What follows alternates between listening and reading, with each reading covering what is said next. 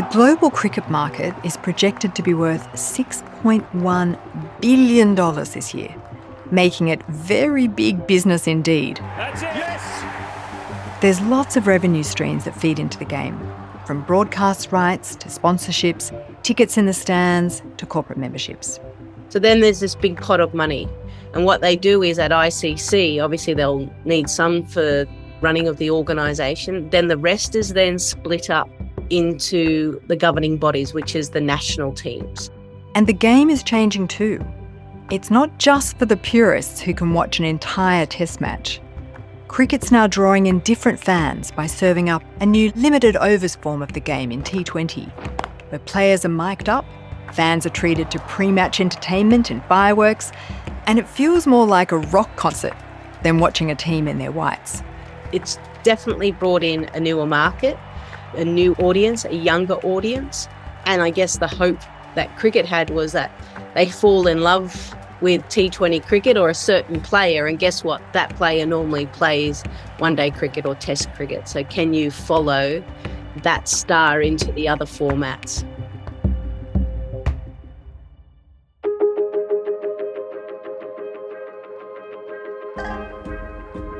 This is The Business Of, a podcast from UNSW's Business School. I'm Dr Juliet Bourke, an adjunct professor in the School of Management and Governance. Former player turned commentator Lisa Sthalekar was just 8 years old when she picked up her first cricket bat. My father, being of Indian origin, he kind of introduced me to the game, took us to the Sydney cricket ground when I was, 8 or 9, would watch games of cricket, explain it to me. So he was the one that got me into cricket and got my interest into it. Did you ever dig behind the scenes of how the business of clubs work? I mean, how do they support themselves financially to be able to provide the opportunity like you received?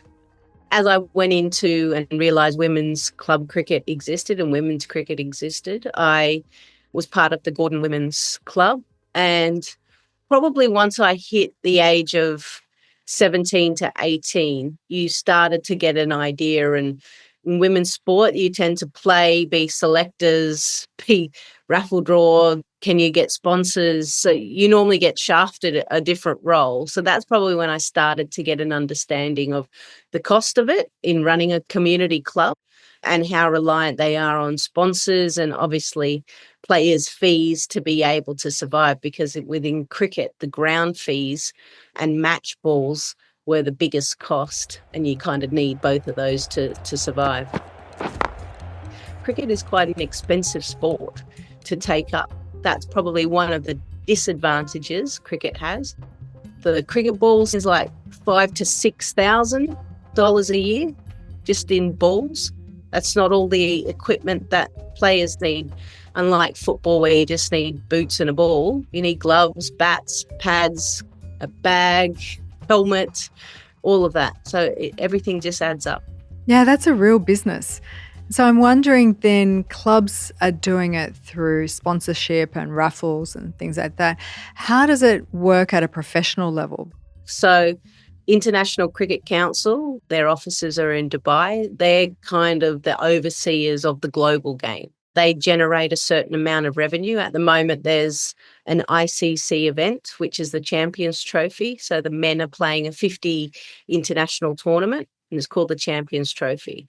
Then they sell the rights to a period of time, maybe 4 to 8 years, of all of the ICC events. So that includes men's, women's, and underage boys and girls. And they generate a huge amount of money. Majority of that comes from Indian broadcasters. Then on top of that, there'll be sponsors. So there'll be different corporate, platinum, all of those type of things like a normal event. So then there's this big pot of money. And what they do is at ICC, obviously they'll need some for running of the organisation. Then the rest is then split up into the governing bodies, which is the national teams and the national organisations.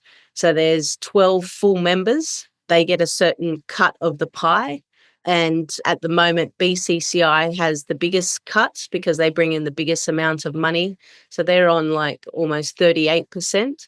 And then you've got, I think, maybe England on 6, we're on 5, and then it goes down. And then there's another 100 and something associate countries that will then get another small slice of the pie. So then once the money goes into, let's say, so I think Cricket Australia gets maybe 5%, maybe 6%, I can't remember exactly the numbers. Then that money goes in to CA, then CA then add on top of that what they generate for their international summer, broadcast rights, all of that, sponsors again, and then it gets split into the states. Now, the difference between probably India and Australia is that Australia has a players association, so they get a certain percentage of cricket revenue. So it's not total cricket revenue because they take certain things out of that. It's another number that they come up with, and they get a good chunk of that. So that I think that's over 25%. And then that's how the players get paid. So then that goes to state. State then feeds it off to community cricket, then their state players, their state staff, all of that type of thing. So the main way that players are funded is really coming top down. What percentage of funding comes from their individual sponsorship? So Pat Cummins. Oh, there it comes. And he's got him. Pat Cummins has his first. And he is pumped up. He'll get paid a contract. So how contracts work here in Australia, you'll get a contract, then you'll get match fees. So if you play a certain match, you get a certain amount of money on top of that. And obviously it's different for a T20, so 20 over match, an ODI, which is a 50 over match, or a test match, which can go up to 5 days. Then there'll be winning bonuses. Then there'll be a marketing contract. So if they do ads for KFC or any of the corporate sponsors, then they'll get topped up for that. And then there's their personal sponsors. So, I mean, his list is quite long that he's an ambassador for or a friend of. So that's what he can earn as an Australian cricketer. And then on top of that, cricketers now play T20 franchise league. So I'm over here in India with the Women's Premier League, which is the Indian Women's T20 domestic competition where overseas can play. And that's where the big money is. So last year, Mitchell Starc and Pat Cummins went for over $4 million for 2 months' work. There's an auction, there's a bidding process, teams start putting their paddles up, and you hopefully, if you're the player, you want 2 teams that want you, and that's where your numbers grow. So players can play, there's multiple franchises around the world. Once upon a time, you could only generate through the vertical, and that's through your state, county, then Australia, and then obviously however well you do, sponsors that come. Now players can go across the horizontal, so you don't have to necessarily play for your country to be able to generate a decent income. Does that create a tension for people that they might not want to play for their country anymore because they can actually earn more money overseas? Or is that a problem because if they're playing overseas, they lose their fan base? It's well documented at the moment that for male cricketers, the cricket calendar is too congested. So one thing that the ICC did, and rightly so, is countries need to try and figure out how to generate income themselves. So instead of always putting the hand out and asking for it to come top down, how can you build a good cricket ecosystem that can survive without potentially that? And so T20 cricket, because of the Indian Premier League, that started 17 years ago, and that basically commercialised T20 cricket. And from there, every country is wanting to run something very similar. So we have the Big Bash in Australia, England, they have the 100, over in the West Indies, they have the Caribbean Premier League, South Africa have the SA20, Sri Lanka has the Lankan Premier League. So there's so many of these T20 competitions going, but they want prime time to maximise sponsorship, audience, and all of that. So there's a little jostle of how much bilateral or international series against each other versus a T20 competition. So what happened last year, South Africa started their SA20 competition, but they had already booked in because they book in over a 4-year period where their tests are. and South Africa had already booked in a test for New Zealand. So they actually sent their third string side because they wanted their big players to play that domestic competition because it was starting to make it exciting, which caused a lot of ruckus, but they wanted to maximise their investment, and that competition has been going really well. Yeah, so let's talk about those competitions. And you talked about the introduction of T20, which I think you said started 17 years ago in India. What was the impetus for that? So you've got Test cricket, which can go for 5 days and someone may not win. It may be a draw. Then you've got a 50-over match, which is roughly 6 to 7 hours.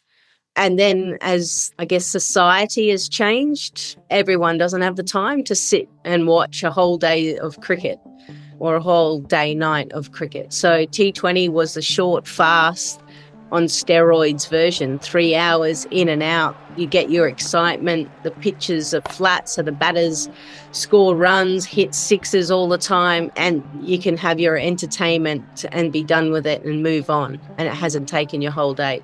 So the first ever T20 international match was back in 2004. It was actually a female side that played, so England women versus New Zealand. And then I think 6 months later, Australia played New Zealand. And I don't know if you remember, New Zealand kind of went back to the retro gear. They had the big handlebars, moustache and funny hats. And the Aussies had nicknames on the back of their shirts. And here they come, the New Zealand side in beige, led by Stephen Fleming, with the facial hair, Matthew Sinclair, Styrus. Look at Hamish Marshall in the background. What an unbelievable look that is. So no one took it really seriously. It wasn't until India Premier League started, which was, I think, 2009 or 2008, after they won the first T20 World Cup. Then they started this tournament, and then all of a sudden everyone realised, hey, this is where the money's at. And has that cannibalised its own market? I mean, I assume that the people who are watching T20 once watched the 5-day test, but maybe it's a new market. Yeah, a lot of the purists, we call them, that watch the test match don't like T20. It's not proper batting according to them. There's no hard-fought innings. The ball isn't winning the competition a lot of the time. It's the batters that dominate in T20 cricket. So it's definitely brought in a newer market, a new audience, a younger audience. And I guess the hope that cricket had was that they fall in love with T20 cricket or a certain player. And guess what? That player normally plays one-day cricket or test cricket. So can you follow that star into the other formats? The other thing is, in Australia, there'll be a stark difference as well. So the men's Big Bash compared to the women's Big Bash, you'll find the women's Big Bash brings even a younger audience. So young families will come. Sometimes we play at North Sydney Oval, so where there's a hill. So you don't have to tell your 5 or 6-year-old to sit in a seat the whole time and they can't even see over people or whatever. They get to roam around. So even within Australia, and 2 tournaments exactly the same, played at slightly different times, you've got a different audience coming in. And on your point that there was always the hope that those people who are watching T20 and maybe that younger group of people would follow their favourite player and start watching the test, has that eventuated? I think it's probably still a little bit too early to understand the audience and where they go. One thing we noticed here in Australia was we had a wonderful test series, the Border Gavaskar, Australia versus India. Lots of people were talking about it. You had Sam Constas, a young 20-year-old guy who came in and took on the world's number 1 bowler and kind of won a battle and got under Indian skin. He's got him again. Sam Constas has set the cricket world alight with a swashbuckling debut for the ages, putting India's star bowlers to the sword. Everyone rocked up. Everyone turned on the TV. I was at the MCG for the Boxing Day test and I was sitting up in the bleachers, tried to find a space, and there was literally, 6 teenage boys that came in and they sat behind me. And they were like, oh, I can't wait until Sam Constas bats. I hope they all lose their wickets and I hope we get to see him. And they were like, how good was his shot? And I think he came into the test match like having 5,000 to 10,000 Instagram followers. By the end of the test match, I think he had a couple of 100,000. So it just shows you that a certain individual can spark the imagination of new audience. And because of that, the flow-on effect happened with the men's Big Bash. So everyone got this taste and this appetite for cricket and good cricket. The way that cricket will keep succeeding is that there's jeopardy, that there's context, so fans understand why they're playing it, and that it's highly competitive. Personal brands are becoming more and more impactful on the overall image of the company a person works for. Like Lisa said, it's no longer just marketing the game, it's marketing the star power of an individual. Barney Tan, the Senior Deputy Dean for Impact and Partnerships at the UNSW Business School, says that's true even outside of cricket. Brand ambassadors, whether they're high-profile athletes, influencers, or even regular employees with a strong personal brand, they can play a crucial role in humanizing and enhancing a company's image. They help to build trust and authenticity by sharing personal narratives that resonate with consumers. When someone with a recognizable face or reputation speaks about a brand, it can significantly boost credibility and foster a deeper emotional connection with the audience. Essentially, brand ambassadors transform corporate messaging into authentic, relatable stories, which in turn drive customer loyalty and engagement. There are primarily two types of brand ambassadors. So first, we have the traditional paid external brand ambassadors. These are often celebrities or influencers who are contracted by the company to endorse their products. They're usually compensated for their association with the company, and they have a wide-reaching public profile. Now, on the other hand, there are employee brand ambassadors. Now, these are individuals within the company, hired by the company, whose personal brand and reputation can help to humanize the business. So unlike the external stars, employee brand ambassadors typically emerge organically. Because they're part of the organization, they tend to have an intimate understanding of the company's culture, values, and operations. One notable Australian example is Qantas. They have actually been quite effective at using their employees to tell their brand story. So for example, they empower flight attendants, pilots, and ground staff to share their day-to-day experience on social media, giving customers an authentic look behind the scenes of what they do. This means that when a flight attendant shares a story about a particularly memorable customer interaction, or a pilot posts about the challenges of flying in adverse weather, these personal narratives reinforce Qantas' commitment to service excellence and safety. So employees will have their own networks, their own personal channels, and it's all about perhaps giving them the right training in terms of what the brand message should be. I think through the integration of these authentic voices, this will not only enrich the brand narrative, but also build lasting relationship with consumers, which will be key in our fast-paced and ever-changing environment.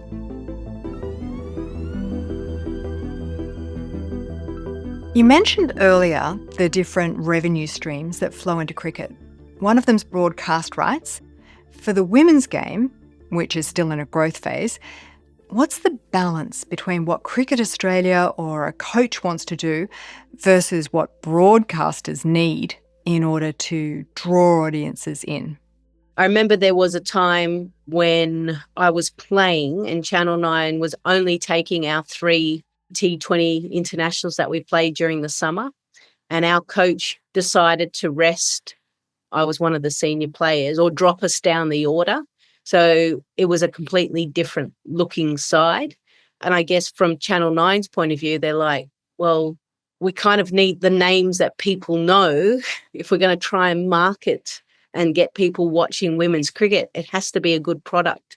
And you need your stars to perform. And if you're batting them down the order to rotate or give other people opportunities in these televised matches, it's not a great look for them in trying to promote the sport. That's a clear example of how selection can really affect the growth of the sport. Men's cricket is in another realm, but women's cricket is slightly different, where I think we started to think, okay, how can we play an entertaining brand enough for people to tune in and stay locked in on the TV or via radio? And, how do we help create bigger personal brands so that people are aware of those individuals? Yeah, that's exactly where I was going, because I was thinking about those people in days gone by who could sit around and watch 4 and 5 days And now we've moved to the immediacy of entertainment on TV, but radio as well. It seems to be changing the way that cricket is experienced. Where do you think that's going to go in the future?